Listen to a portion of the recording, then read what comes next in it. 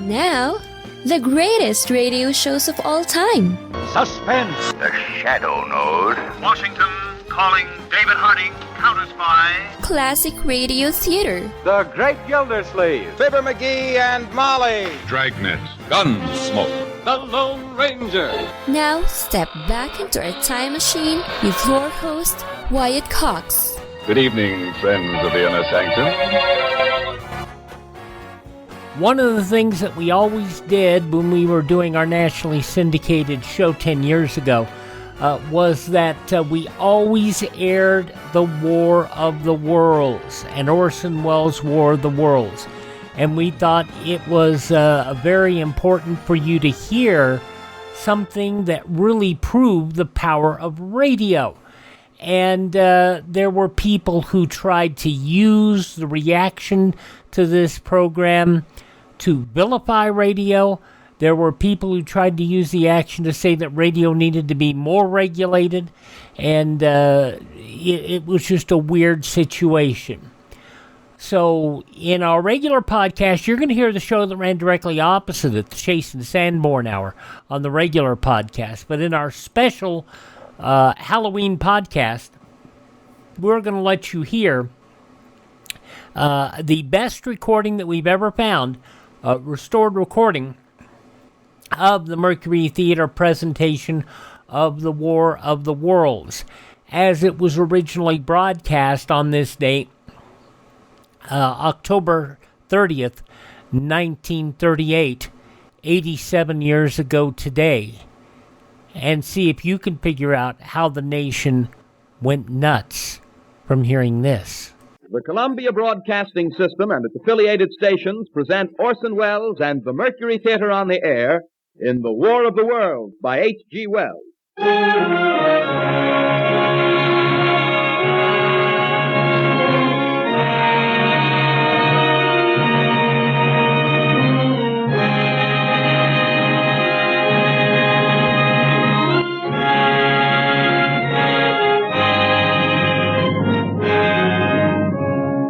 Ladies and gentlemen, the director of the Mercury Theater and star of these broadcasts, Orson Welles.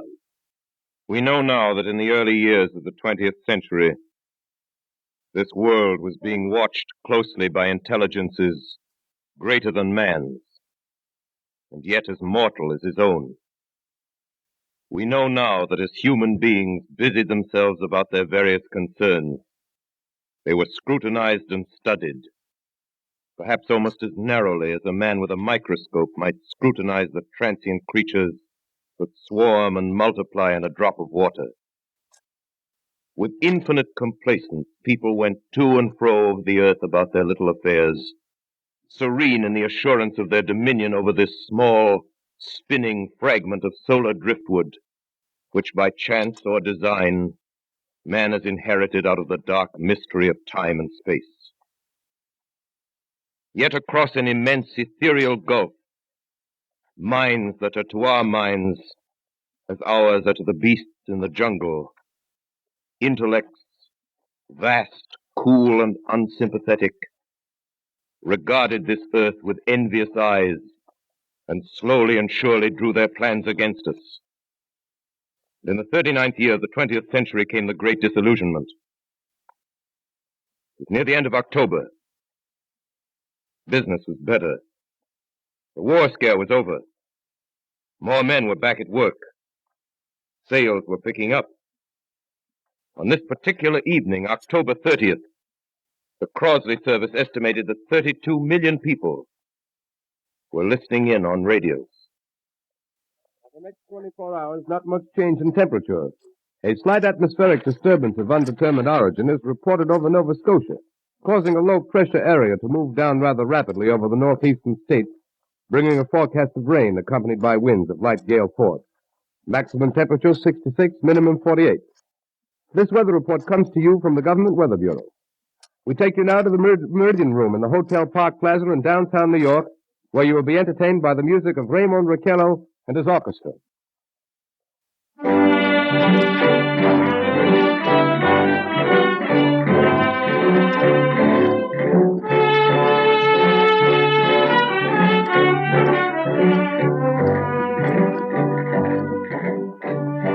Good evening, ladies and gentlemen. From the Meridian Room in the Park Plaza Hotel in New York City, we bring you the music of Raymond Raquello and his orchestra. With a touch of the Spanish, Raymond Raquello leads off with La Comparsita.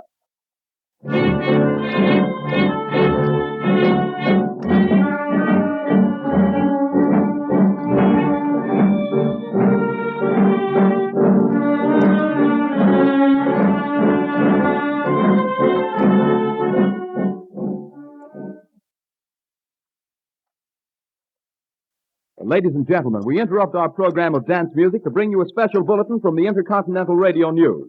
At 20 minutes before 8 Central Time, Professor Farrell of the Mount Jennings Observatory, Chicago, Illinois, reports observing several explosions of incandescent gas occurring at regular intervals on the planet Mars. The spectroscope indicates the gas to be hydrogen and moving toward the Earth with enormous velocity. Professor Pearson of the observatory at Princeton confirms Farrell's observation and describes the phenomenon as, quote, like a jet of blue flame shot from a gun, unquote. We now return you to the music of Raymond Raquello, playing for you in the Meridian Room of the Park Plaza Hotel, situated in downtown New York.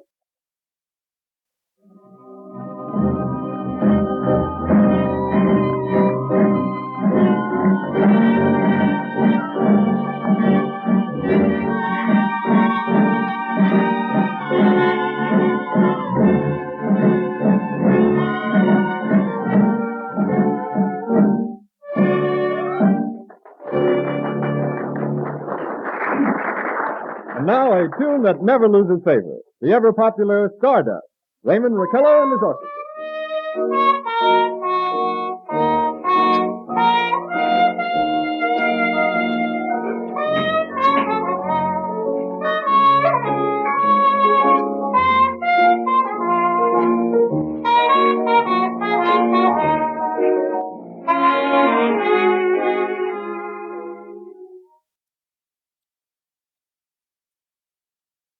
Ladies and gentlemen, following on the news given in our bulletin a moment ago, the Government Meteorological Bureau has requested the large observatories of the country to keep an astronomical watch on any further disturbances occurring on the planet Mars.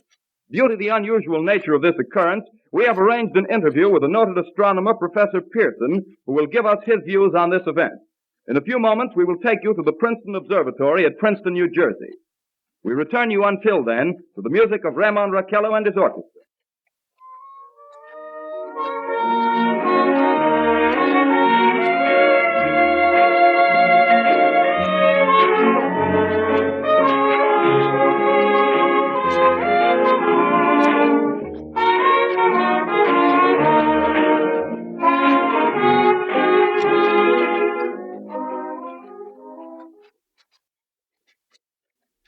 We are ready now to take you to the Princeton Observatory at Princeton, where Carl Phillips, our commentator, will interview Professor Richard Pearson, famous astronomer. We take you now to Princeton, New Jersey. Good evening, ladies and gentlemen. This is Carl Phillips speaking to you from the observatory at Princeton. I'm standing in a large semicircular room, pitch black except for an oblong split in the ceiling. Through this opening, I can see a sprinkling of stars that cast a kind of frosty glow over the intricate mechanism of the huge telescope. The ticking sound you hear is the vibration of the clockwork. Professor Pearson stands directly above me on a small platform, peering through the giant lens. I ask you to be patient, ladies and gentlemen, during any delay that may arise during our interview. Besides the ceaseless watch of the heavens, Professor Pearson may be interrupted by telephone or other communications. During this period, he is in constant touch with the astronomical centers of the world. Professor, may I begin our questions? At any time, Mr. Phillips. Professor, would you please tell our radio audience exactly what you see as you observe the planet Mars through your telescope? Nothing unusual at the moment, Mr. Phillips. A red disk swimming in a blue sea. Transverse stripes across the disk. Quite distinct now because Mars happens to be at the point nearest the Earth, in opposition, as we call it. In your opinion, what do these transverse stripes signify, Professor Pearson? Not canals, I can assure you, Mr. Phillips. Although that's the popular conjecture of those who imagine Mars to be inhabited. From a scientific viewpoint, the stripes are merely the result of atmospheric conditions peculiar to the planet. Then you're quite convinced, as a scientist, that living intelligence as we know it does not exist on Mars? I should say the chances against it are 1,000 to 1. And yet, How do you account for these gas eruptions occurring on the surface of the planet at regular intervals? Phillips, I cannot account for it. By the way, Professor, for the benefit of our listeners, how far is Mars from the Earth? Approximately 40 million miles. Well, that seems a safe enough distance. Just a moment, ladies and gentlemen. Someone has just handed Professor Pearson a message. While he reads it, let me remind you that we are speaking to you from the observatory in Princeton, New Jersey, where we are interviewing the world-famous astronomer, Professor Pearson. One moment, please. Professor Pearson has passed me a message which he has just received. Professor, may I read the message to the listening audience? Certainly. Ladies and gentlemen, I shall read you a wire addressed to Professor Pearson from Dr. Gray of the Natural History Museum, New York. Quote, 9:15 p.m. Eastern Standard Time. Seismograph registered shock of almost earthquake intensity occurring within a radius of 20 miles of Princeton. Please investigate. Signed, Lloyd Gray, Chief of Astronomical Division. Unquote. Professor Pearson, could this occurrence possibly have something to do with the disturbances observed on the planet Mars? Hardly, Mr. Phillips. This is probably a meteorite of unusual size, and its arrival at this particular time is merely a coincidence. However, we shall conduct a search as soon as daylight permits. Thank you, Professor. Ladies and gentlemen, for the past 10 minutes, we've been speaking to you from the observatory at Princeton, bringing you a special interview with Professor Pearson, noted astronomer. This is Carl Phillips speaking. We are returning you now to our New York studio.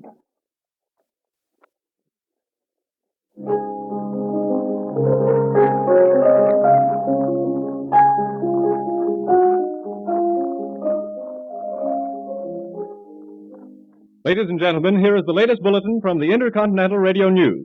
Toronto, Canada. Professor Morse of Macmillan University reports observing a total of 3 explosions on the planet Mars between the hours of 7:45 p.m. and 9:20 p.m. Eastern Standard Time. This confirms earlier reports received from American observatories. Now, nearer home, comes a special bulletin from Trenton, New Jersey. It is reported that at 8:50 p.m. a huge flaming object, believed to be a meteorite, fell on a farm in the neighborhood of Grover's Mill, New Jersey, 22 miles from Trenton. The flash in the sky was visible within a radius of several hundred miles, and the noise of the impact was heard as far north as Elizabeth.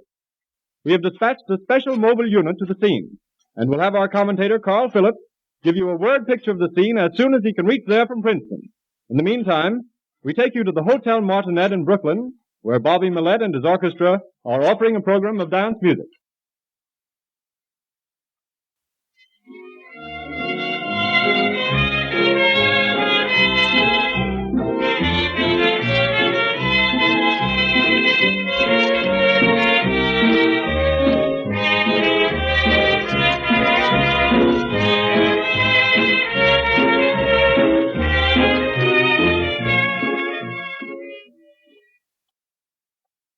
We take you now to Grover's Mill, New Jersey. Ladies and gentlemen, this is Carl Phillips again, out at the Wilmot Farm, Grover's Mill, New Jersey.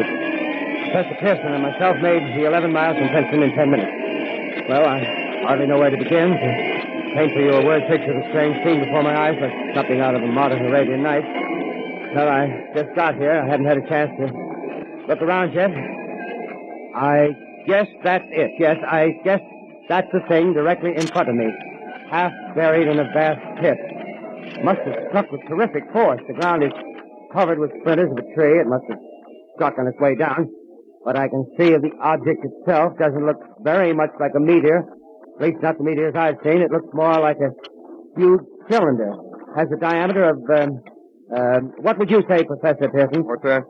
What would you say, what's the diameter of this? About 30 yards. About 30 yards. The metal on the sheath is, well, I've never seen anything like it. The color is sort of yellowish white. The curious spectators now are pressing close to the object in spite of the efforts of the police to keep them back.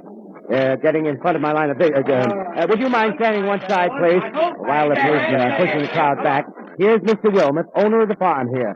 He may have some interesting facts to add. Mr. Wilmot, would you please tell the radio audience as much as you remember of this rather unusual visitor that dropped in your backyard? A step closer, please.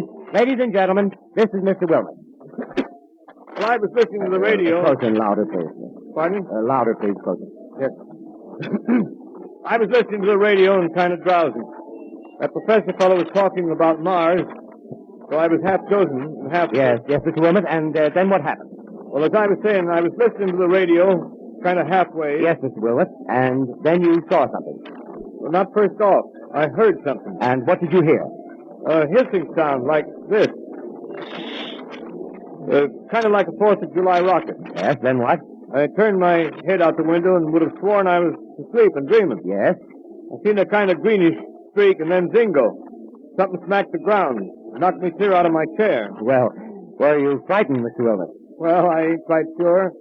I reckon I was kind of riled. Well, thank you, Mr. Wilmot. Thank you very much. You want me to No, that's quite all right. That's plenty. Ladies and gentlemen, you've just heard Mr. Wilmot, owner of the farm where this thing has fallen. I wish I could convey the atmosphere, the background of this fantastic scene. Hundreds of cars are parked in a field in back of us, and the police are trying to rope off the roadway leading into the farm, but it's no use. They're breaking right through. The car's headlights throw an enormous spotlight on the pit where the object half buried. Now, some of the more daring souls now are venturing near the edge. Their silhouettes stand out against the metal sheen. One man wants to touch the thing. He's having an argument with the policeman. Now, the policeman wins. Now, ladies and gentlemen, there's something I haven't mentioned in all this excitement, but it's becoming more distinct. Perhaps you've caught it already on your radio. Listen, please. Do you hear it? It's a curious humming sound that seems to come from inside the object. I'll move the microphone nearer. Here. Now, we're not more than 25 feet away. Can you hear it now? Professor Pearson. Yes, can you tell us the meaning of that scraping noise inside the thing? Possibly the unequal cooling of its surface. I say, do you still think it's a meteor, Professor? Well, what do you think? The metal casing is definitely extraterrestrial. Not found on this Earth. Friction with the Earth's atmosphere usually tears holes in a meteorite. This thing is smooth, and you can see its cylindrical Just a minute. shape. Something's happening. Ladies and gentlemen, this is terrific. This end of the thing is beginning to flake off. The top is beginning to rotate like a screw, and the thing must be hollow. He's moving! Keep back there! Keep back there! Keep those men back! Keep back there! Keep those idiots back! Shoot off! The top's loose! Look out there! Stand back! Ladies and gentlemen, this is the most terrifying thing I've ever witnessed. Wait a minute. Someone's crawling out of the hollow top. Someone or something, I can see, turning out of that black hole, two luminous discs. The eyes, it might be a face, might be almost Good heavens, something wriggling out of the shadow like a gray snake. Now it's another one, and another one, and another one. They look like tentacles to me. Oh, yeah, I can see the thing's body. Now it's large as a bear. It glistens like wet leather, but that face, ladies and gentlemen, it's indescribable. I can hardly force myself to keep looking at it. It's so awful. The eyes are black, and they gleam like a serpent. The mouth is a kind of V-shape with saliva dripping from its rimless lips. It seems to quiver and pulsate, and the monster or whatever it is can hardly move. It seems weighed down by possibly gravity or something. The thing's rising up now, and the crowd falls back. There seems plenty. The most extraordinary experience, ladies and gentlemen. I can't find words. Well, I'll pull this microphone with me as I talk. I'll have to stop the description until I can take a new position. Hold on, will you please? I'll be right back in a minute.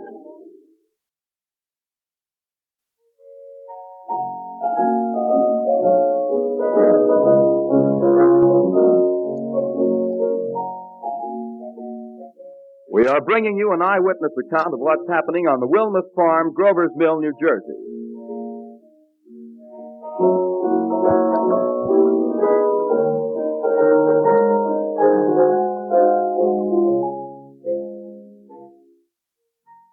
We now return you to Carl Phillips at Grover's Mill. Ladies and gentlemen, am I on? Ladies and gentlemen, here I am, back of the stone wall that adjoins Mr. Wilmot's garden. From here, I get a sweep of the whole scene. I'll give you every detail as long as I can talk and as long as I can see. More state police have arrived. They're drawing up a cordon in front of the pit. About 30 of them. No need to push the crowd back now. They're willing to keep their distance. The captain conferring with someone. Can't quite see who. Oh, yes, I believe it's Professor Pearson. Yes, it is. Now they've parted, and the professor moves around one side, studying the object while the captain and two policemen advance with something in their hands. I can see it now. It's a white handkerchief tied to a pole. Flag of truce. If those creatures know what that means, what anything means. Wait a minute, something's happening. Humped shape is rising out of the pit. I can make out a small beam of light against a mirror.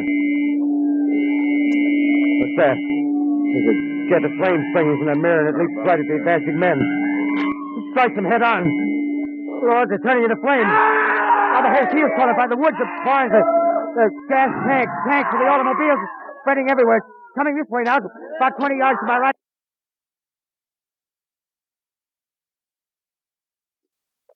Ladies and gentlemen, due to circumstances beyond our control, we are unable to continue the broadcast from Grover's Mill.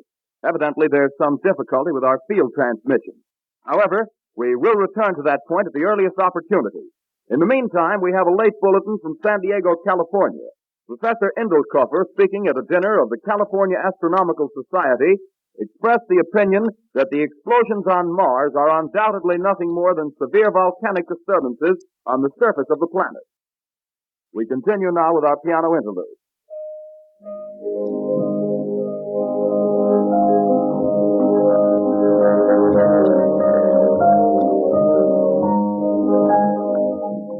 Ladies and gentlemen, I've just been handed a message that came in from Grover's Mill by telephone.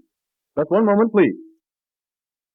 At least 40 people, including 6 state troopers, lie dead in a field east of the village of Grover's Mill, their bodies burned and distorted beyond all possible recognition.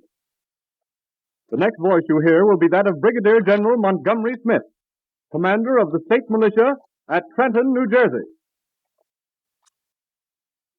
I have been requested by the governor of New Jersey to place the counties of Mercer and Middlesex as far west as Princeton and east to Jamesburg under martial law. No one will be permitted to enter this area except by special pass issued by state or military authorities. 4 companies of state militia are proceeding from Trenton to Grover's Mill and will aid in the evacuation of homes within the range of military operations. Thank you. You have just been listening to General Montgomery Smith, commanding the state militia at Trenton. In the meantime, further details of the catastrophe at Grover's Mill are coming in. The strange creatures, after unleashing their deadly assault, crawled back in their pit and made no attempt to prevent the efforts of the firemen to recover the bodies and extinguish the fire. The combined fire departments of Mercer County are fighting the flames which menace the entire countryside. We have been unable to establish any contact with our mobile unit at Grover's Mill, but we hope to be able to return you there at the earliest possible moment.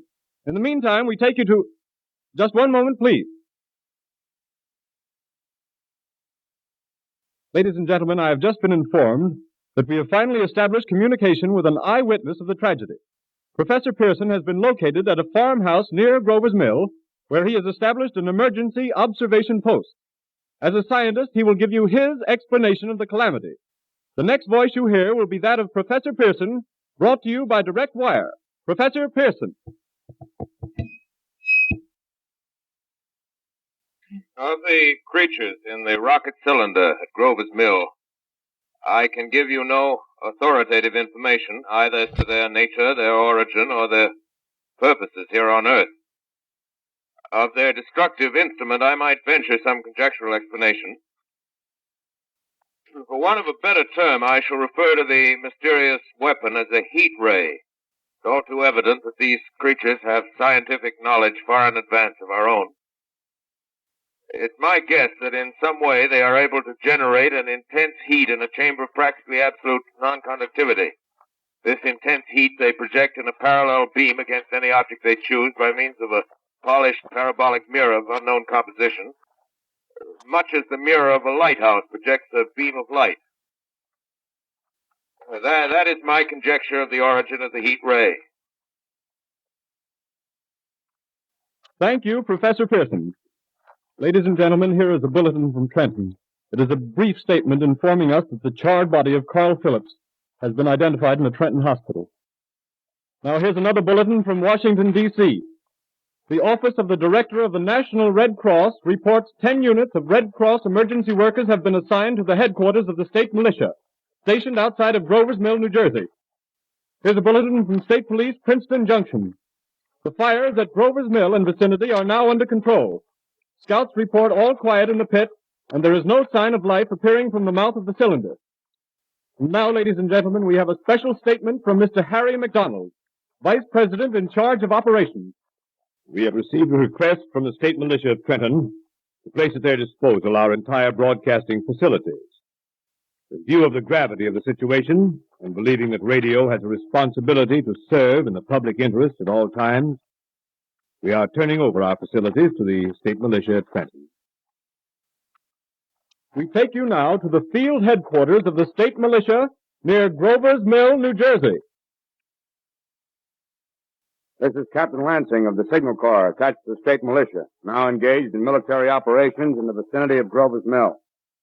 Situation arising from the reported presence of certain individuals of unidentified nature is now under complete control. A cylindrical object which lies in a pit directly below our position, surrounded on all sides by 8 battalions of infantry, without heavy field pieces, but adequately armed with rifles and machine guns. All cause for alarm, if such cause ever existed, is now entirely unjustified. Things, whatever they are, do not even venture to poke their heads above the pit. I can see their hiding place plainly in the glare of the searchlights here. With all their reported resources, these creatures can scarcely stand up against heavy machine gun fire. Anyway, it's an interesting outing for the troops. I can make out their khaki uniforms crossing back and forth in front of the lights. Looks almost like a real war.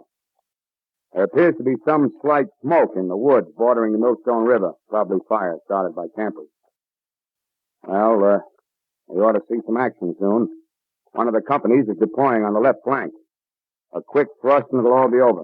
Oh, wait a minute, I see something on top of the cylinder. No, it's nothing but a shadow. Now the troops are on the edge of the Wilmot Farm. 7,000 armed men closing in on an old metal tube. A tub, rather. Well, wait, that wasn't a shadow. It's something moving.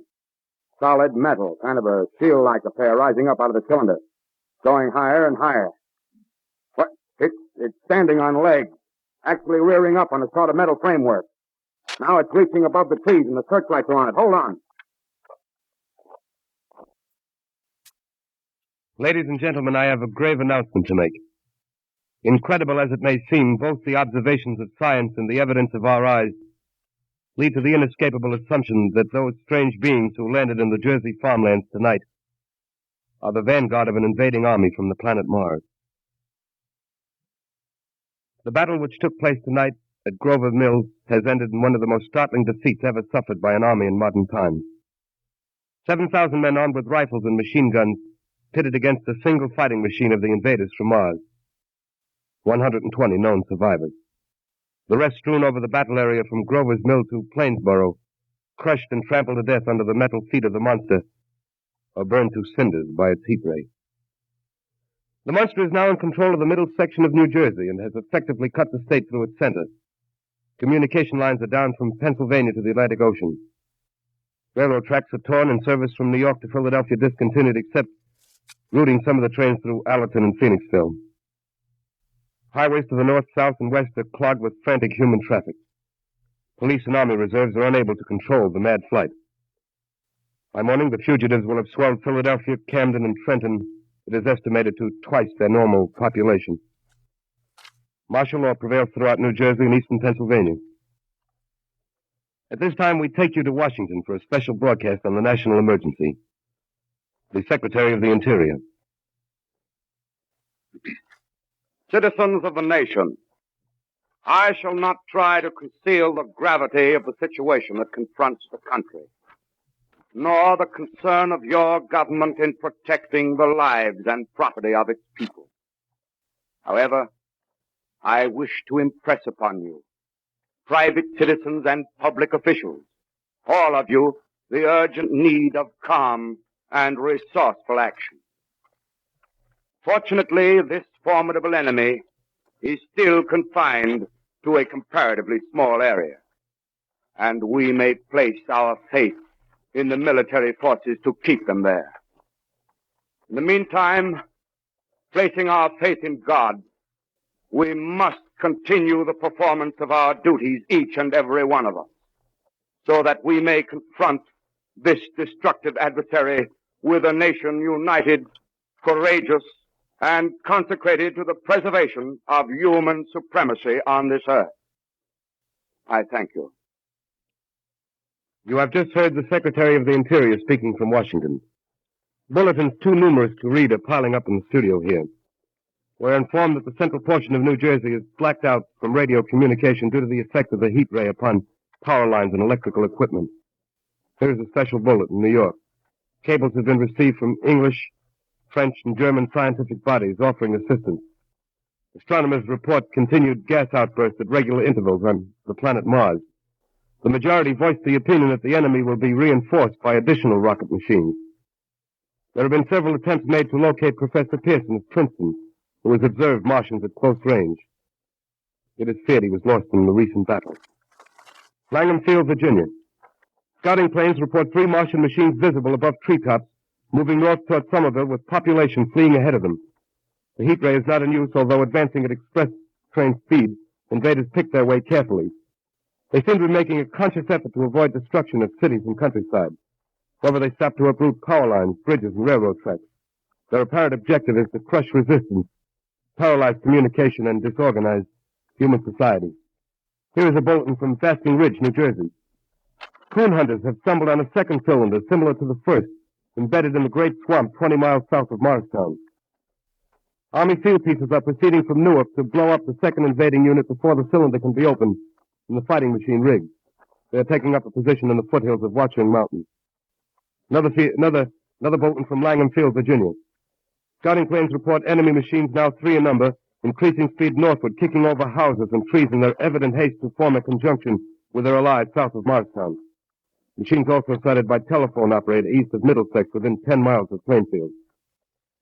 Here's a bulletin from Winston Field, Long Island. A fleet of Army bombers carrying heavy explosives flying north in pursuit of enemy. Scouting planes act as guides. They keep the speeding enemy in sight. Just a moment, please, ladies and gentlemen. Yes? Yes, sir. We've run special wires to the artillery line and adjacent villages to give you direct reports in the zone of the advancing enemy.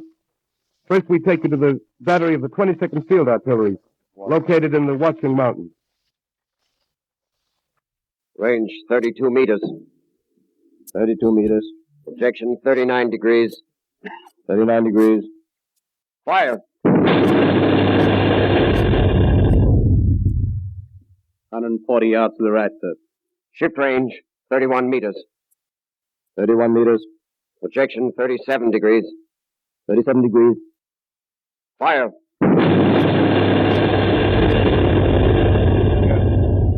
8, sir. Got the tripod of one of them. They've stopped. The others are trying to repair it. Quick, get the range. Shift 30 meters. 30 meters. Projection 27 degrees. 27 degrees. Fire!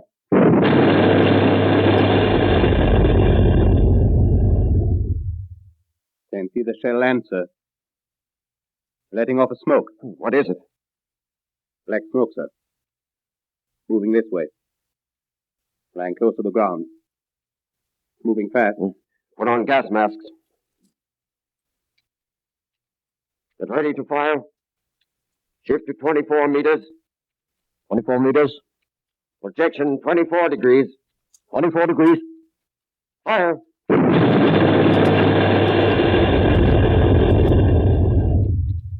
Still can't see, sir.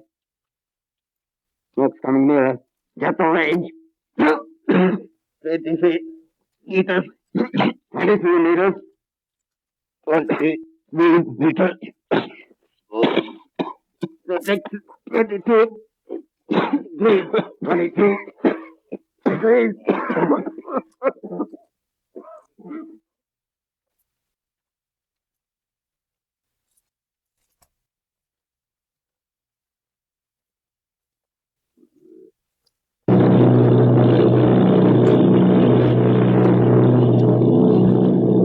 Army bombing plane V-843 off Bayonne, New Jersey. Lieutenant Vogt, commanding 8 bombers, reporting to Commander Fairfax, Langham Field.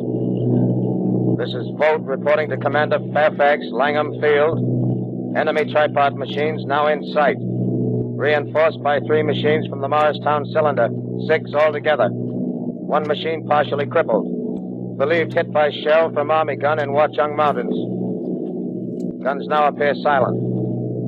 A heavy black fog hanging close to the earth of extreme density, nature unknown. No sign of heat ray. Enemy now turns east, crossing Passaic River into the Jersey marshes. Another straddles the Pulaski Skyway. Evident objective is New York City. They're pushing down a high-tension power station. Machines are close together now, and we're ready to attack. Planes circling, ready to strike. 1,000 yards, and we'll be over the first.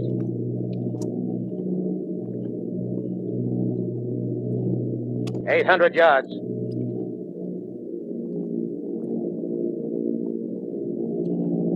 $600.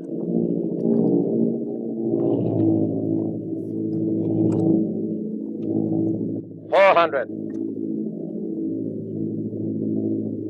$200. There they go. The giant arm raised.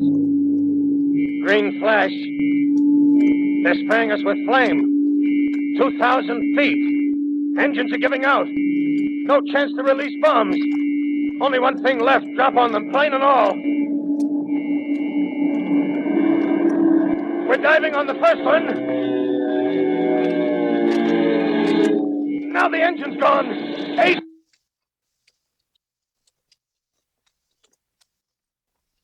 This is Bayonne, New Jersey, calling Langham Field. This is Bayonne, New Jersey, calling Langham Field. Come in, please. This is Langham Field. Go ahead. 8 Army bombers in engagement with enemy tripod machines over Jersey Flats. Engines incapacitated by heat ray. All crashed. 1 enemy machine destroyed. Enemy now discharging heavy black smoke in direction of... This is Newark, New Jersey. This is Newark, New Jersey. Warning. Poisonous black smoke pouring in from Jersey marshes. Reaches South Street. Gas mask useless. Urge population to move into open spaces. Automobiles use routes 7, 23, 24. Avoid congested areas. Smoke now spreading over Raymond Boulevard.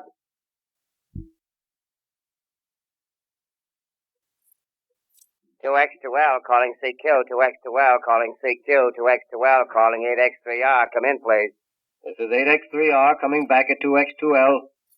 How's reception? How's reception? K, please. Where are you, 8X3R? What's the matter? Where are you?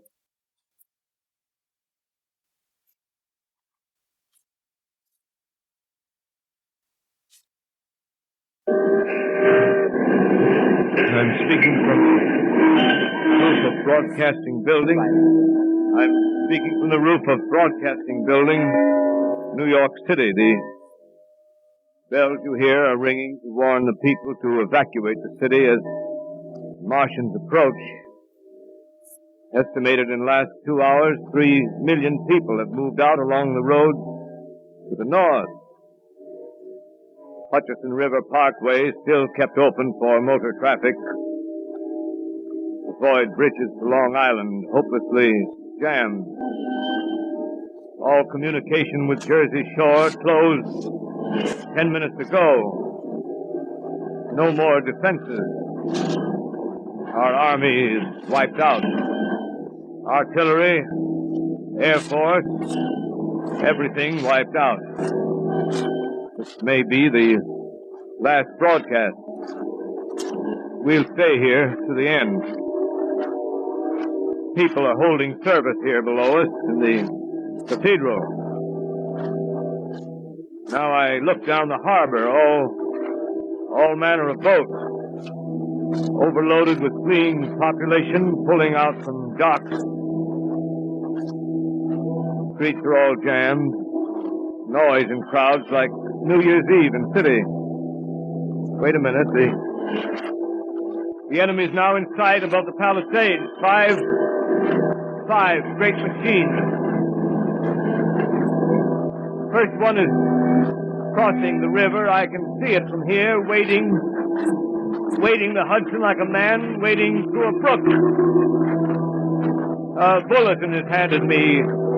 Martian cylinders are falling all over the country. One outside of Buffalo, one in Chicago, St. Louis. Seem to be time and space. Now the first machine reaches the shore. He stands watching, looking over the city. Steel Cowley's head is even with the skyscrapers. He waits for the others. They rise like a line of new towers on the city's west side. Now they're lifting their metal hands. This is the end now. Smoke comes out, black smoke drifting over the city. People in the streets see it now. They're running toward the East River, thousands of them, dropping in like rats. Now the smoke's spreading faster. It reaches Times Square. People are trying to run away from it, but it's no use. They're falling like flies. Now the smoke's crossing 6th Avenue, 5th Avenue, 100 yards away. It's 50 feet.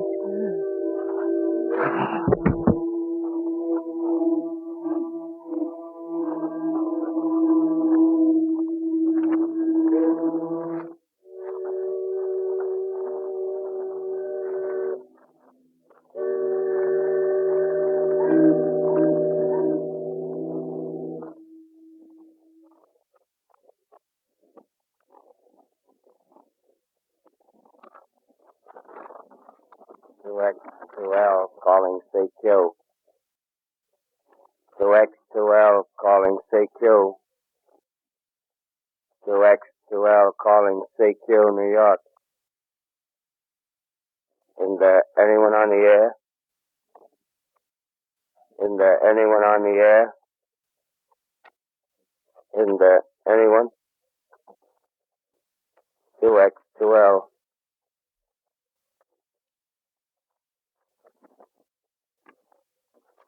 You are listening to a CBS presentation of Orson Welles and the Mercury Theater on the Air in an original dramatization of The War of the Worlds by H.G. Wells. The performance will continue after a brief intermission. This is the Columbia Broadcasting System. From 87 years ago, October 30th, 1938, the Mercury Theater of the Air's War of the Worlds. And we have been blessed by friends who have found us these wonderfully fully restored versions of programs. And this is one that we search for because we think it's important that it be heard in as clear as possible. And that's why we're very fortunate and blessed to have it. May I, of course, I hate to plug what we do here, but I'm going to do it anyway. Go to classicradio.stream to support the show. Also go and learn about a remarkable new way to settle your stomach down using some of the oldest technology known to man. And that's Professor B's digestive formula. And you can find that at classicradio.stream. Click on the link. Folks, it's this simple. It's two events, two items that are natural, no fancy chemicals, but it'll settle your stomach and take care of any distress you're having. Pardon me. Check it out and use our promo code Wyatt to save yourself 10%. Get the best deal possible. And, it's money-back guarantee. Check it out. It works for cancer patients. They used it for other people. It'll help you settle down your stomach so you can enjoy the food you always enjoy.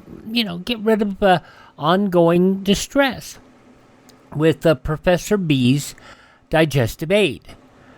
You can go to our webpage at classicradio.stream, click on the link, and go through there and save yourself 10% just by using my promo code Wyatt, okay? Profbees.com is the website, BEES.com. Use the promo code Wyatt at checkout and save 10%. The conclusion of Orson Welles' Mercury Theater, War of the Worlds, comes up in a moment.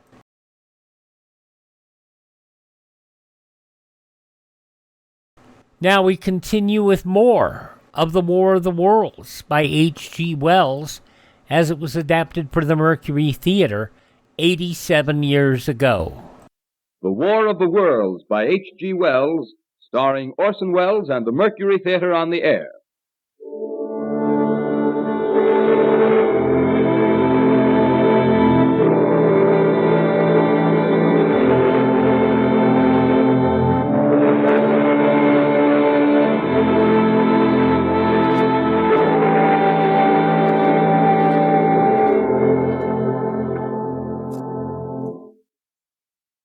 As I set down these notes on paper, I'm obsessed by the thought that I may be the last living man on Earth.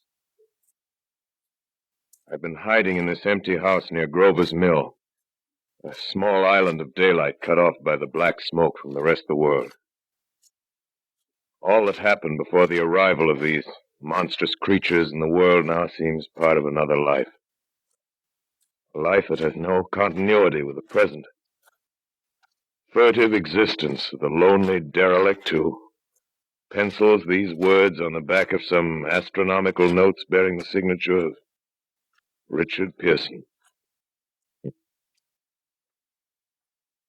look down at my blackened hands, my torn shoes, my tattered clothes, and I try to connect them with a professor who lives at Princeton and who, on the night of October 20th, glimpsed through his telescope an orange splash of light on a distant planet.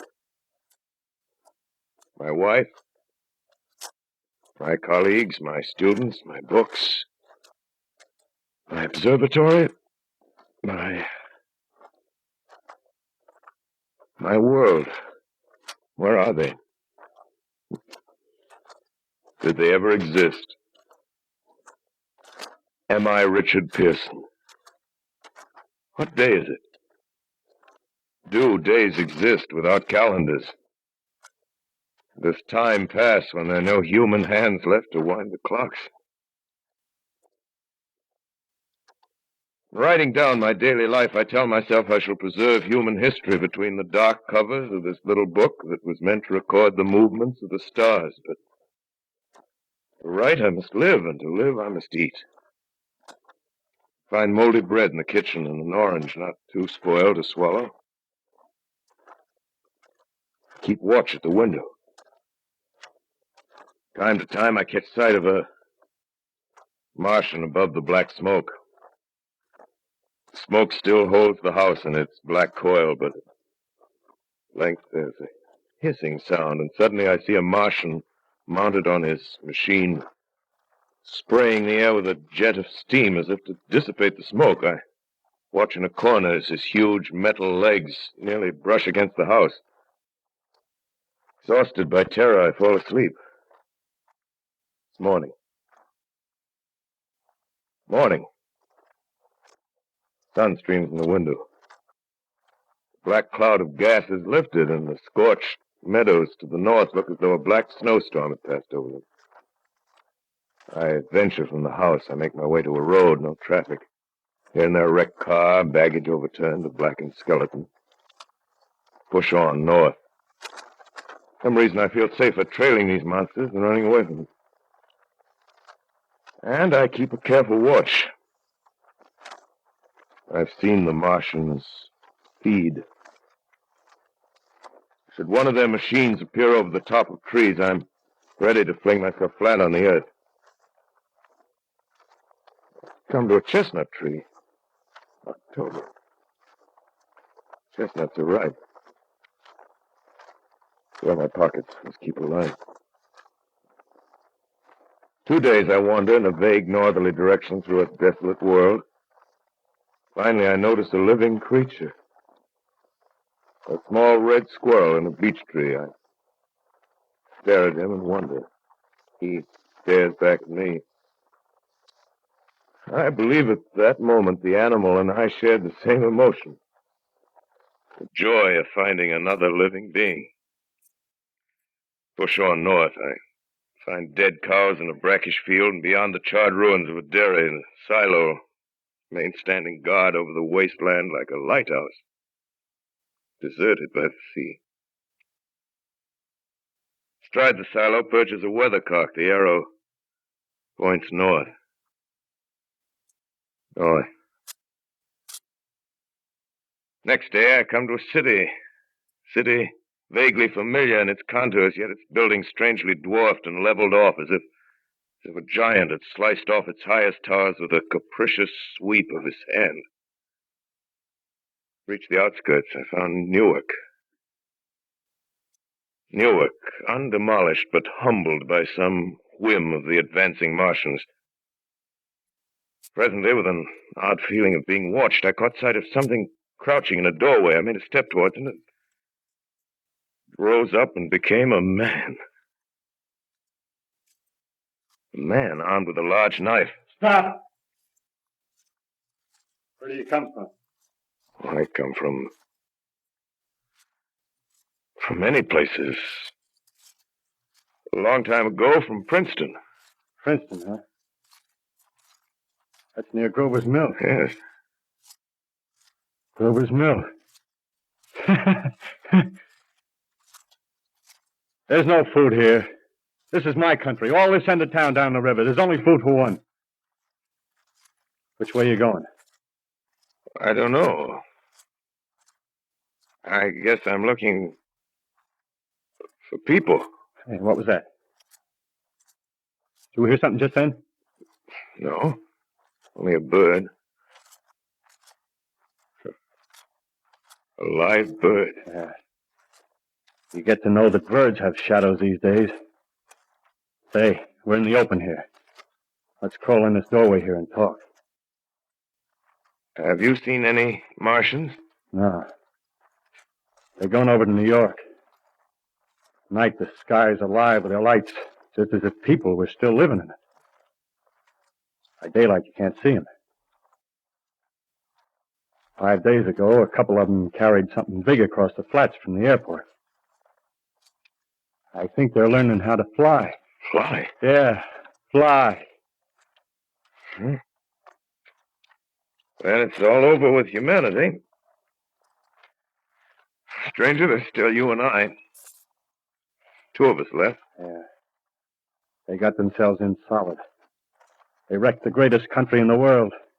Those green stars, they're probably falling somewhere every night. They've only lost one machine. There isn't anything to do. We're done. We're licked. Where were you? You're in a uniform. Yeah, what's left of it. I was in the militia. National Guard. That's good. There wasn't any war. Any more than there's war between men and ants. Yes, but we're eatable ants. I found that out. What'll they do to us? I thought it all out. Right now, we're caught as we're wanted. The Martian only has to go a few miles to get a crowd on the run. But they won't keep on doing that. They'll begin catching us systematic, like keeping the best and storing us in cages and things. They haven't begun on us yet. Begun? Not begun. All that's happened so far is because we don't have sense enough to keep quiet, bothering them with guns and such stuff and losing our heads and rushing off in crowds. No, instead of our rushing around blind, we got to fix ourselves up according to the way things are now. Cities, nations, civilization, progress. Yes, but if that's so, what is there to live for? Well, there won't be any more concerts for 1,000,000 years or so, and no nice little dinners at restaurants. If it's amusement you're after, I guess the game's up. What is there left? Life, that's what. I want to live. Yeah, and so do you. We're not going to be exterminated. And I don't mean to be caught either. Tamed and fattened and bred like an ox. What are you going to do? I'm going on. Right under their feet. I got a plan. We men as men, we're finished. We don't know enough. We got to learn plenty before we got a chance. We've got to live and keep free while we learn, see? I've thought it all out, see? Well, tell me the rest. Well, it isn't all of it that are made for wild beasts. That's what it got to. That's what it got to be. That's why I watched you. Watched you. All those little office workers that used to live in these houses. They be no good. They haven't any stuff in them. They run off to work. I've seen hundreds of them running to catch their commuter's train in the morning. Afraid they'd get canned if they didn't. Running back at night. Afraid they wouldn't be in time for dinner. Lives insured and a little invested in case of accidents. Yeah, and on Sundays, worried about the hereafter. Well, the Martians, they'll be a godsend for those guys. Nice roomy cages, good food, careful breeding, no worries. Yeah, after a week or so of chasing around the fields on empty stomachs, they'll come and be glad to be caught. You've thought it all out, haven't you? Sure, you bet I have. That isn't all. These Martians are going to make pets of some. Train them to do tricks. Who knows, get sentimental over the pet boy who grew up and had to be killed. Yeah, and some maybe, they'll train to hunt us. Oh, no, it's impossible. Human. Yes, they will. There's men who do it gladly. One of them ever comes after me, by... In the meantime, you and I and others like us, where are we to live when the Martians own the Earth? I got it all figured out. We'll live underground. I've been thinking about the sewers. Under New York, there are miles and miles of them. The main ones, they're big enough for anybody. Then there's cellars, vaults, underground storerooms, railway tunnels, subways. You begin to see, huh? We'll get a bunch of strong men together. No weaklings. That rubbish, out. As you meant me to go. All right. Give you a chance, didn't I? Won't quarrel about that. Go on. Well, we got to make safe places for us to stay in, see? Get all the books we can. Science books. That's where men like you come in, see? We raid the museums. We'll even spy on the Martians. May not be so much we have to learn before... Listen. Just imagine this. 4 or 5 of their own fighting machines suddenly start off. Heat rays right and left. Not a Martian in them. Not a Martian in them, see? But men. Men who've learned the way how. It may even be in our time. Gee. Imagine having one of them lovely things with its heat ray wide and free. We'd turn it on Martians. We'd turn it on men. We'd bring everybody down on their knees. That's your plan. Yeah. You. Me. A few more of us. We'd own the world. I see. Hey. Hey, what's the matter? Where are you going? Not to your world. Bye, stranger. Well, after parting with the artilleryman, I came at last to the Holland Tunnel, entered that silent tube.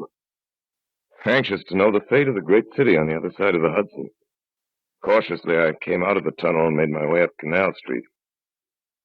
Reached 14th Street, and there again were black powder and several bodies and an evil, ominous smell from the gratings of the cellars of some of the houses. I wandered up through the 30s and 40s, stood alone on Times Square, caught sight of a lean dog running down 7th Avenue with a piece of dark brown meat in his jaws and a pack of starving mongrels at his heels. Made a wide circle around me as though he feared I might prove a fresh competitor. Walked up Broadway in the direction of that strange powder, past silent shop windows, displaying their mute wares to empty sidewalks. Past the Capitol Theater, silent, dark. Past a shooting gallery where a row of empty guns faced an arrested line of wooden ducks. Near Columbus Circle, I noticed models of 1939 motor cars in the showrooms facing empty streets. Over the top of the General Motors building, I watched a flock of black birds circling in the sky. Hurried on. Suddenly, I caught sight of the hood of a Martian machine, standing somewhere in Central Park, gleaming in the late afternoon sun. An insane idea. I rushed recklessly across Columbus Circle and into the park. I climbed a small hill above the pond at 60th Street, and from there I could see, standing in a silent row along the mall, 19 of those great metal Titans, their cowls empty, their steel arms hanging listlessly by their sides. I looked in vain for the monsters that inhabit those machines. Suddenly, my eyes were attracted to the immense flock of black birds that hovered directly below me. They circled to the ground. And there before my eyes, stark and silent, lay the Martians with the hungry birds pecking and tearing brown shreds of flesh from their dead bodies. Later, when their bodies were examined in laboratories, it was found that they were killed by the putrefactive and disease bacteria against which their systems were unprepared. Slain, after all, man's defenses had failed by the humblest thing that God, His wisdom, has put upon this earth. Before the cylinder fell, there was a general persuasion that through all the deep of space, no life existed beyond the petty surface of our minute sphere. Now we see further. Dim and wonderful is the vision I've conjured up in my mind of life spreading slowly from this little seedbed of the solar system throughout the inanimate vastnesses of sidereal space. But a remote dream, maybe. Maybe that the destruction of the Martians is only a reprieve to them and not to us. The future ordained, perhaps. Strange it now seems to sit in my peaceful study at Princeton, writing down this last chapter of the record, begun at a deserted farm in Grover's Mill. Strange to see from my window the university spires dim and blue through an April haze. Strange to watch children playing in the streets. Strange to see young people strolling on the green where the new spring grass heals the last black scars of a bruised earth. Strange to watch the sightseers enter the museum where the dissembled parts of a Martian machine are kept on public view. Strange when I recall the time when I first saw it. Bright and clean cut, hard and silent under the dawn of that last great day.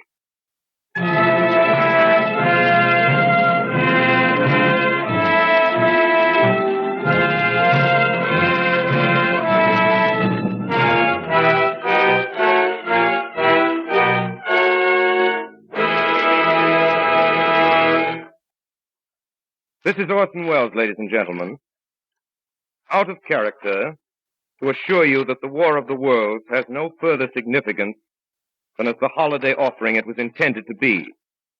The Mercury Theater's own radio version of dressing up in a sheet and jumping out of a bush and saying boo.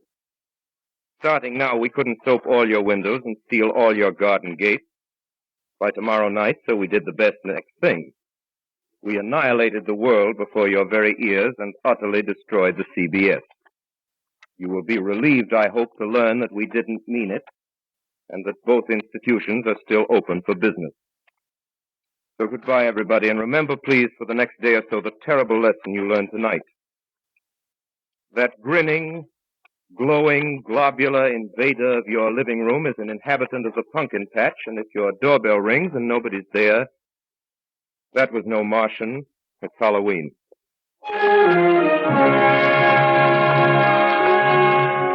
Tonight, the Columbia Broadcasting System and its affiliated stations coast to coast has brought you The War of the Worlds by H.G. Wells, the 17th in its weekly series of dramatic broadcasts featuring Orson Welles and the Mercury Theater on the air. Next week, we present a dramatization of 3 famous short stories. This is the Columbia Broadcasting System.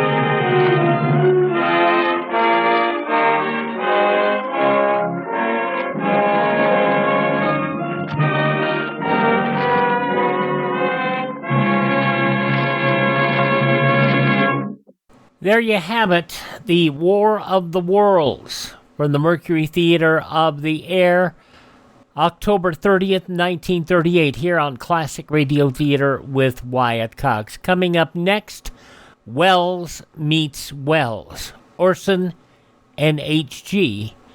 in their only known radio appearance, as it was recorded in 1940.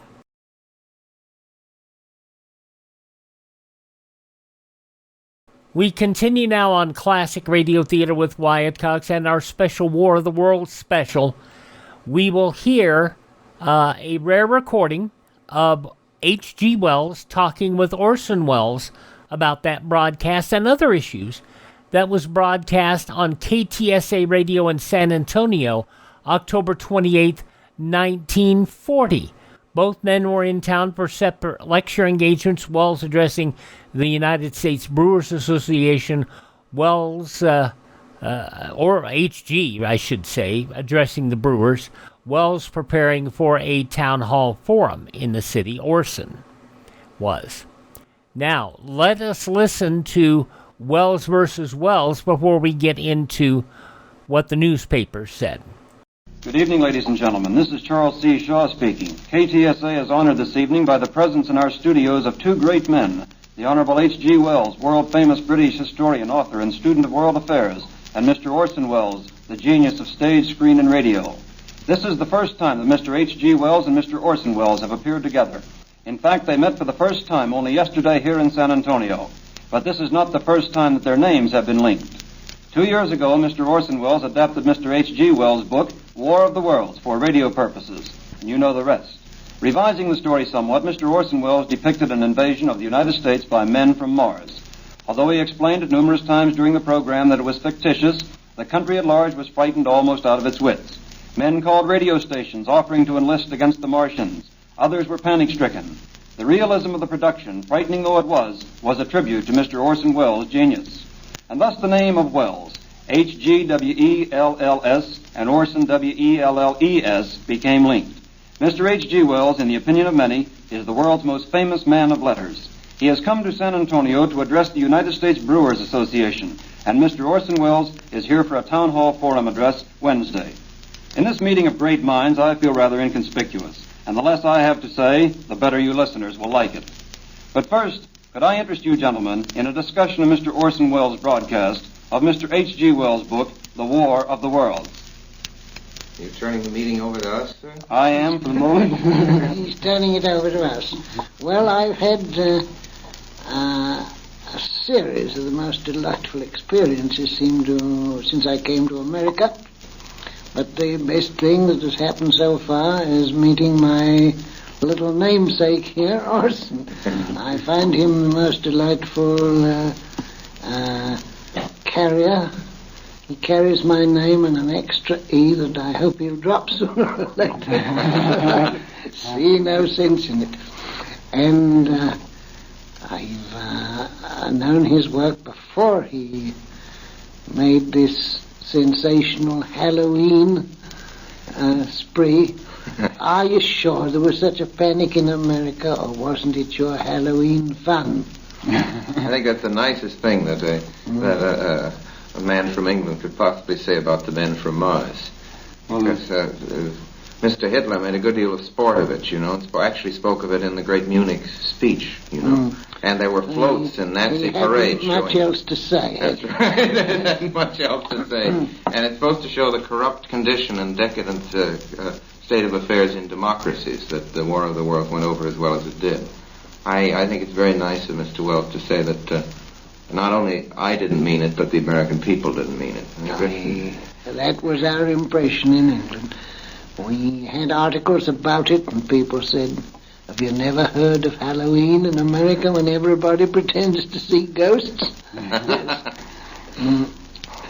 Well, there was some excitement caused. I really can't belittle the amount that was caused, but I think that the people got over it very quickly, don't you? What kind of excitement? Mr. H.G. Wells wants to know if the excitement wasn't the same kind of excitement that we extract from a practical joke in which somebody puts a sheet over his head and says, boo. I don't think anybody believes that individual is a ghost, but we do scream and yell and rush down the hall. And that's just about what happens. That's a very excellent description. You aren't quite serious in America yet. You haven't got the war right under your chins, and the consequences you can still play with ideas of terror and conflict. You think that's good or bad?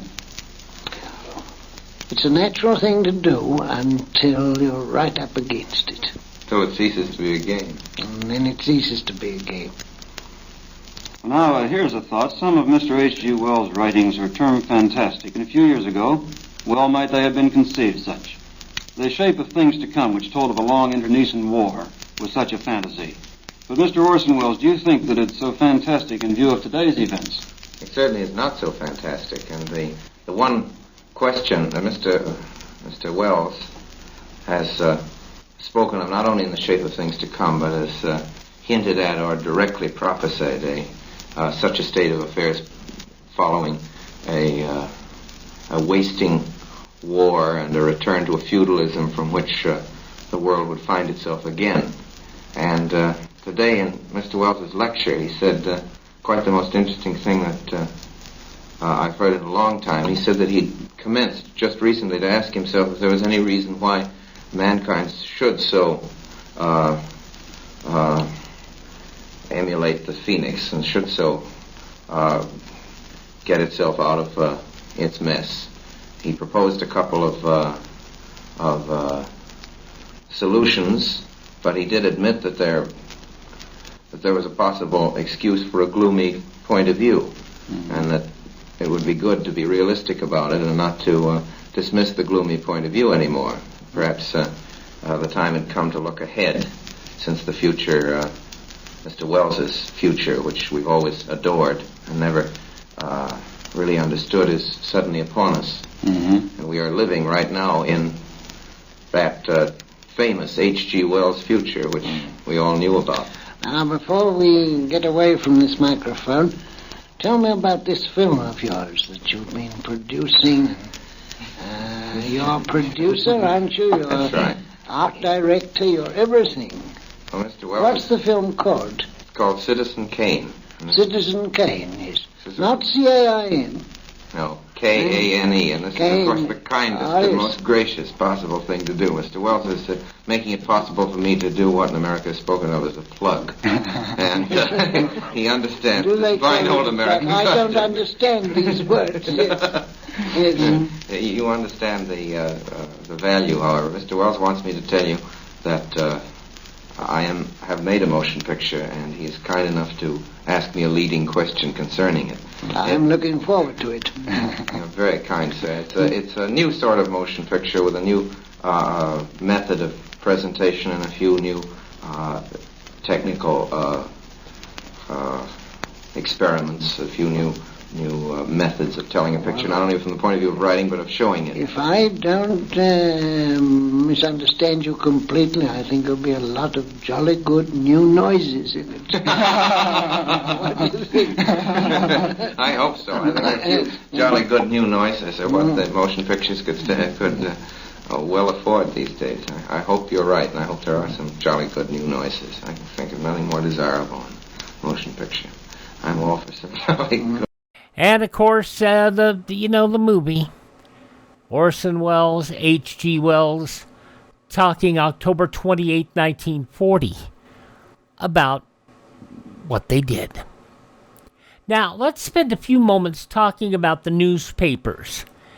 And a lot of what the newspapers talked about may or may not have been accurate. In New York City, we have heard that the alleged panic in the streets of New York City didn't happen. It was trumped up. People called, but, we have no way of knowing what really happened, that we may have been dealing with fake news of the day as well. New York Times described listeners fleeing their homes, fearing a gas raid from Mars. Police stations, news offices allegedly overwhelmed by frantic calls. The Peking, Illinois Daily newspaper there reported their residents alarmed. One woman suffering a heart attack, a Halloween party nearly disrupted by the broadcast news bulletins. Other newspaper published sensationalized stories of mass hysteria, but we don't know that it ever really happened. In fact, subsequent research indicated that how such a show could have sparked the attack. What is thought to have happened, and especially since all you had to do is turn to a different radio station. The fact is, the the events happened so quickly that even today, I don't think in 40 minutes you could get the kind of response that these people had gotten. The time factor should have made it logical that this stuff couldn't have happened. There's just one thing that was a bigger boogeyman than the man from Mars. And his name is Adolf Hitler. People were scared of the war as much as we were not at that time in 1938, a part of World War II. The Americans knew they could get drawn in. 30 years later, they would be. So, was it war jitters that made people so upset that they reacted on this? Or was it all horribly blown out of proportion? Remember that they were going up against Charlie McCarthy, a much more popular radio show and a much more entertaining show.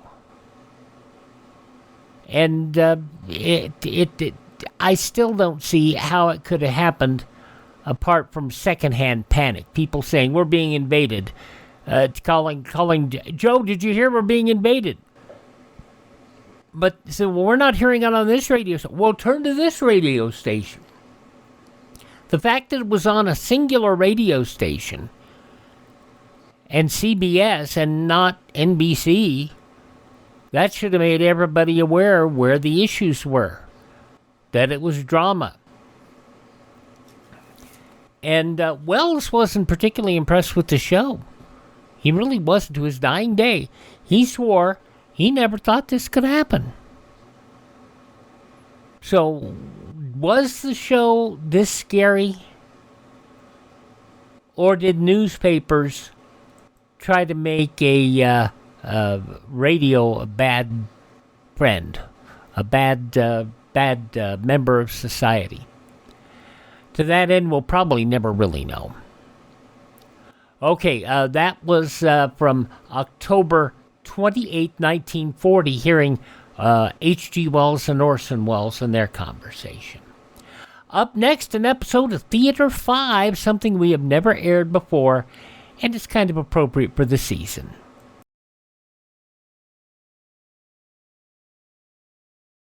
Okay, we're going to wrap up this spooky edition of the podcast with not only the War of the Worlds, but an episode of Theater 5. This episode from the ABC attempt to rekindle radio drama, not in the old-time style, but in something that might be new, created this daily quarter hour. It was actually a 25-minute show, 22-minute show. And you're going to hear an episode from this date, October 30th, 1964. That would be 61 years ago. And it features George Petrie, E.B. Juster, Ethel Everett, and William Griffin in a tale called The Second Chance. Theater 5 for the first time on Classic Radio Theater. Just one more kiss, Gloria?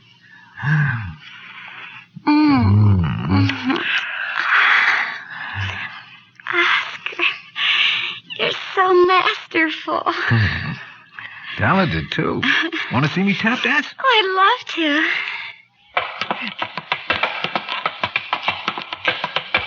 Oh, golly gee, Oscar, that's wonderful. Oh, nothing, really.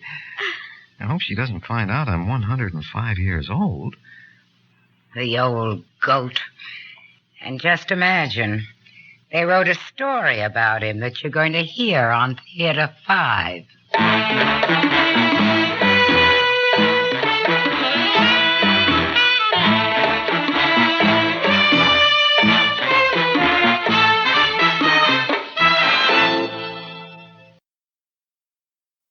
I guess perhaps I am the most procrastinating man you ever met. I didn't kill my wife until my 65th birthday.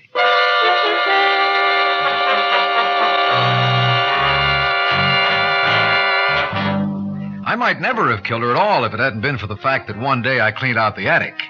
And the reason I cleaned out the attic was that Nadine was my wife, insisted on it. Well, now, Oscar, what do you think you're doing here? Well, I was just sitting down for a minute, Nadine. I was kind of relaxing.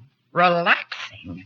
Relaxing at 11 o'clock in the morning? Well, it is my day off. A day off should be used for work. You know that, Oscar. Well, I did the dishes. I made the beds. Why don't you clean out the attic? Oh, now, Nadine. Clean out the attic. So I cleaned out the attic. The attic was clean anyway. Nadine used to make me clean it out once every couple of weeks, but I went up there and moved things from here to there and back again and made sweeping sounds with the broom. And then, I don't know why I did it, but I poked into the eaves. It was an old house we lived in, and by George, I found an old book that I'd never seen there before. The title of the book was Magic Potions and Spells for Ye Complete Sorcerer. I sat down on the floor and started to read it. It was full of recipes. There was one recipe that interested me greatly, principally because of the directions that went with it. I read it over and over again. Well, reading. Oh, I'm sorry, Nadine. I haven't read more than a page or so. Well, stop reading this minute and get busy. And remember, I can hear downstairs whether you're working or not. So I held the broom in one hand and the book in the other, and I swept the broom back and forth on the same place on the floor, and I read the directions that went with that recipe again and again.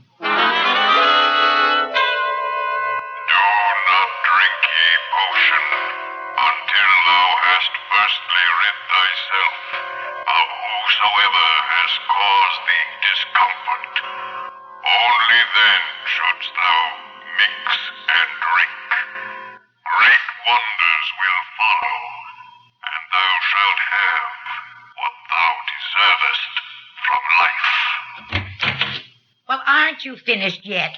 The rugs must be beaten. Nadine, you're causing me a great deal of discomfort. Well, I never.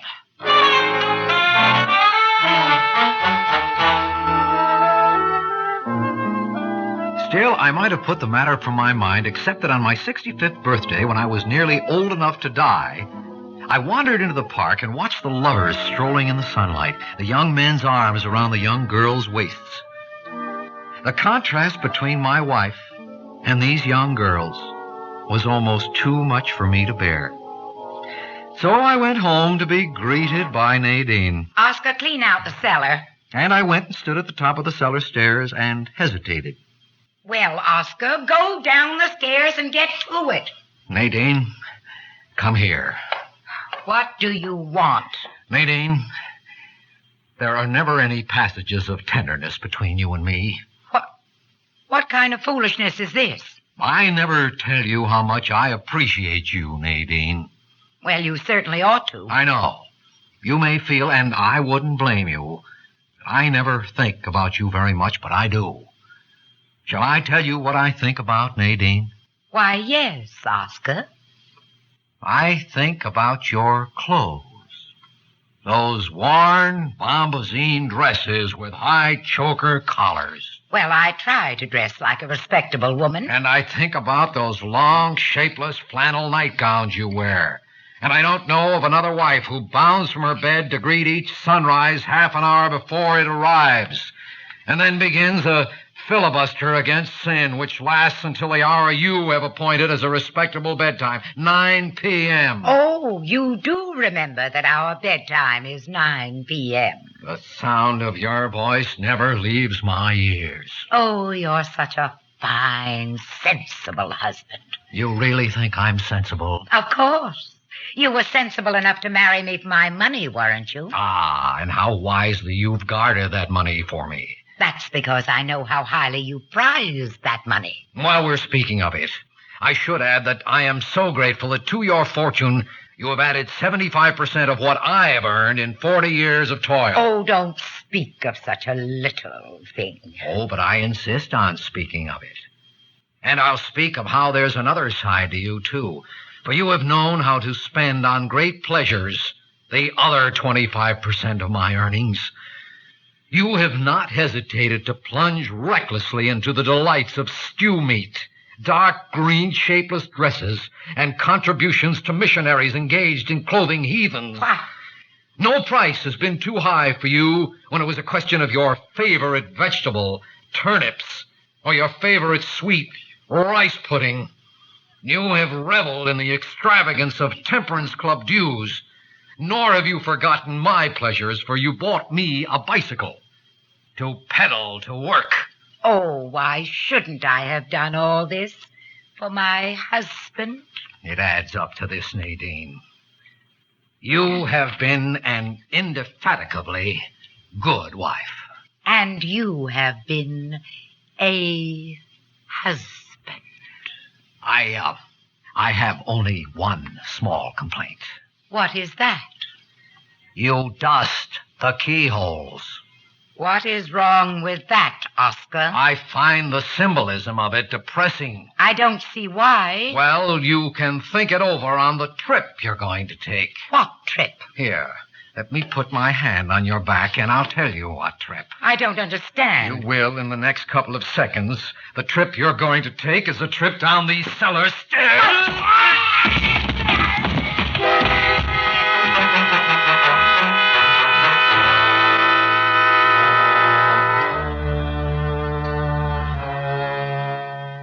After I had reported my unfortunate wife's unfortunate fatal accident to the police, I mixed the potion according to the recipe in the book I had found in the attic, and then I drank it. I was now a millionaire. And I suppose that was a great wonder, but I had expected other great wonders, less predictable. For a month or two, nothing seemed to happen, and when something did happen, I did not at first appreciate it. Well, what seems to be the trouble, Mr. Brown? Doctor, it's my hair. Your hair? Or maybe my digestion. Your digestion? Well, now, you are 65 years old. Yes, I know. That's just it. Well, at 65, a man can't expect to feel like a young man of 30. Well, I guess in a way it's my eyes mostly. Come now, Mr. Brown. First it's your hair, then it's your digestion, then it's your eyes. Now, which is it? Well, it's all of them, really. Doctor, what color would you say my hair is? Well, it's brown with gray in it. Not gray with brown in it? No. Well, it used to be gray with brown in it, and then it was gray without brown, but now it's brown with gray in it. What are you getting at? And then there's my digestion. Well, a little bicarb of soda. No, I don't need bicarb of soda anymore. That's just the point. My digestion is very good. It's most unsettling. Well, then what are you complaining about? My eyes. Well, what about them? Things blur in front of me. Well, we've already established that you're 65 years old. I can't see anything at all clearly unless I take off my glasses. Mr. Brown, you've had a tragic loss recently, haven't you? Yes. Well, I think you should try to put these things out of your mind. Brooding about your wife won't bring her back. Trying to pretend to yourself that you're younger than you are can only lead to overexertion and a possible heart attack. I'd suggest plenty of rest. Thank you, Doctor. That'll be $10, please.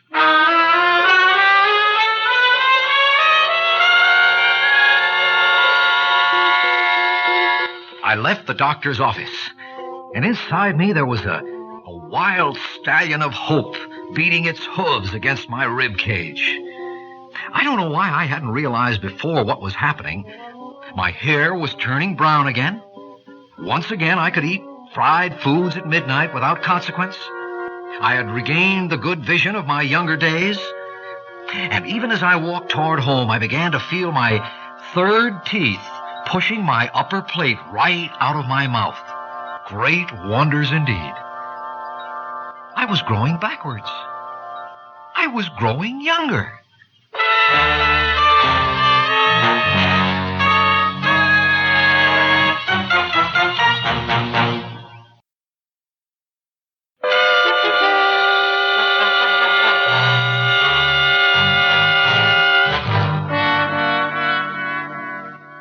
man finds that he's growing younger, it poses a problem for him.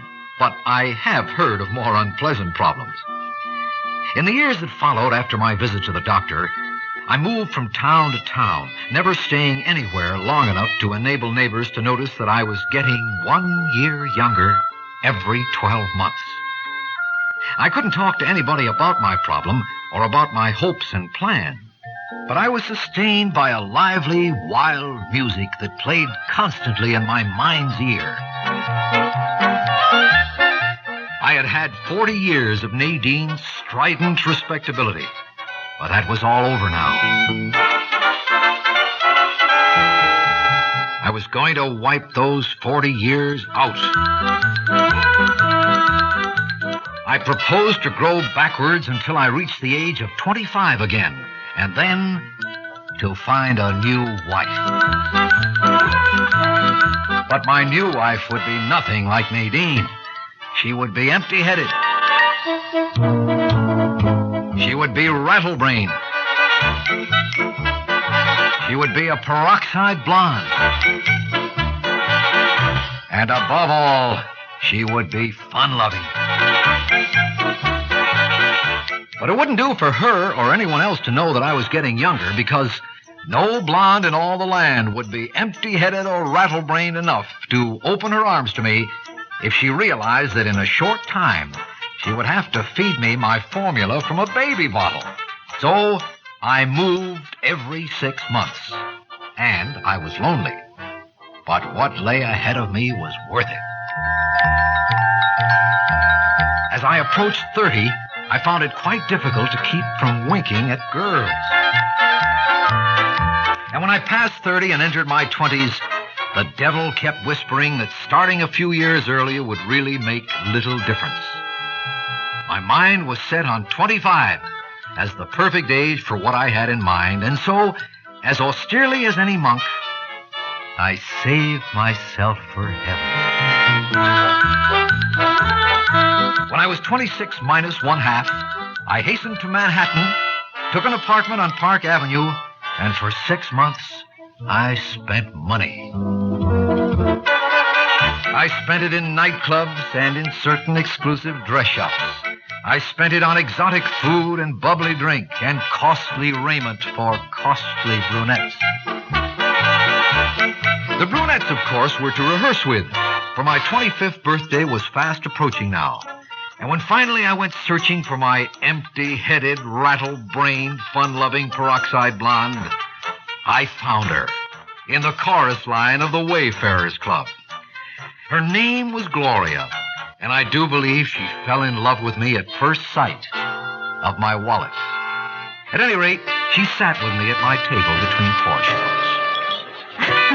Golly, Mr. Brown. It's awfully nice of you to take an interest in little me. Not at all. You're very beautiful, you know. You're just saying that. Because it's true. Oh, you. I like the way you talk. Such refreshing unoriginality. Oh, gosh, Mr. Brown. You sure are some flatterer. You don't know what your IQ is by any chance, do you? What's that? Never mind. I guess you told me. Now, tell me some other things about yourself. Well, you wouldn't think it to look at me, Mr. Brown, but I've had a very hard life. Oh. Mm-hmm. Daddy was a drunk. Mommy took in washing. Dear me. Well, she took in boarders, too, Mr. Brown. So, I ran away as soon as I could. I don't blame you. Oh, I guess I was always a dreamer. I wanted to improve myself. I wanted to find something better than I'd been used to. Of course you did. I guess I've done pretty fine so far. It would certainly seem so. You're the prettiest girl in the whole chorus line. Oh, you. You have more fun here in New York, don't you? Oh, gosh, yes, Mr. Brown. Fun is what I have the most of. You know, it's a funny thing about being in a chorus line. You meet a lot of men, go to a lot of parties. You like parties, don't you? Oh, gosh, sure. There's always men at parties. You like men, too? Name me one thing that's kinder and nicer to a girl and gives her more presents than men. Well, only if you please them. Well, I just love to please men. Gloria, Did you ever think of just pleasing one man for the rest of your life? Well, he'd have to be the right kind of man. I live on Park Avenue. Do you? Now? I happen to have here in my pocket a list of the stocks that I own. Oh, gosh, Mr. Brown. How would you expect little me to understand stocks? Let's see it. Yeah, there it is. Oh, goodness gracious. American Tell and Tell. Gloria, Yes, Mr. Brown? will you marry me? Oh, gee whiz. Of course, Mr. Brown.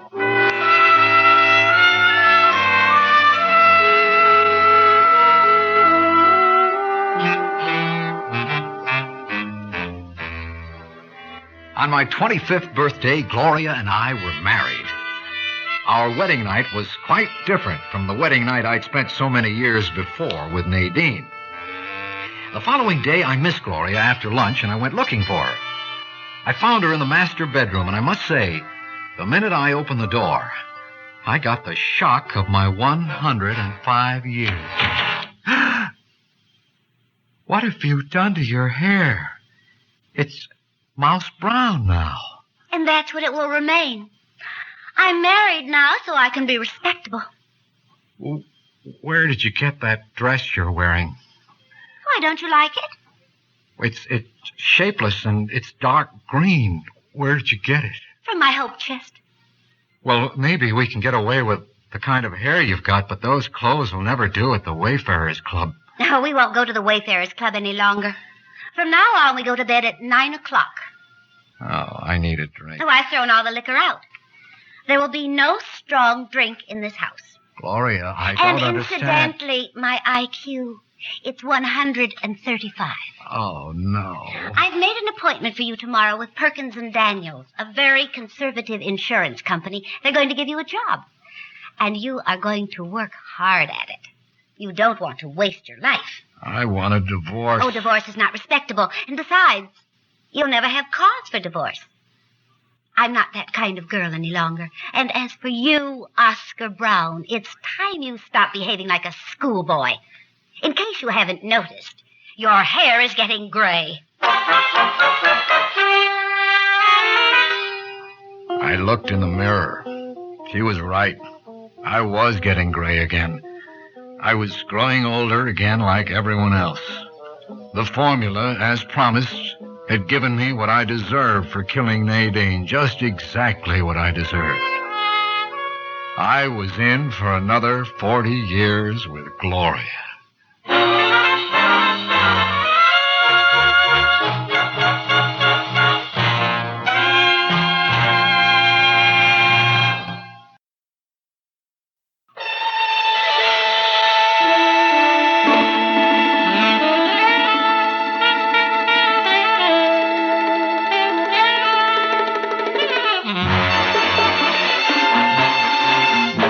Theater 5 has presented The Second Chance, written by Robert Senadella and directed by Warren Somerville. In the cast, George Petrie, Ethel Everett, Evelyn Juster, and William Griffiths. Audio engineer Marty Folia. Sound technician Ed Blaney. Script editor Jack C. Wilson. Original music by Alexander Vlastotsenko. Orchestra under the direction of Glenn Osser.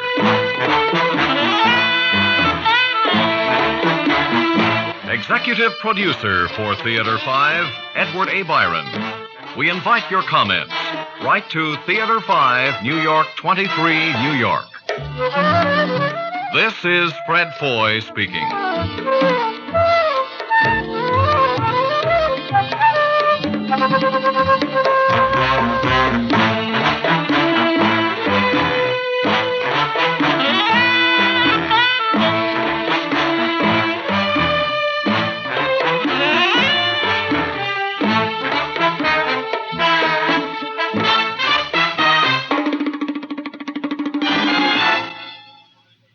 This has been an ABC Radio Network production.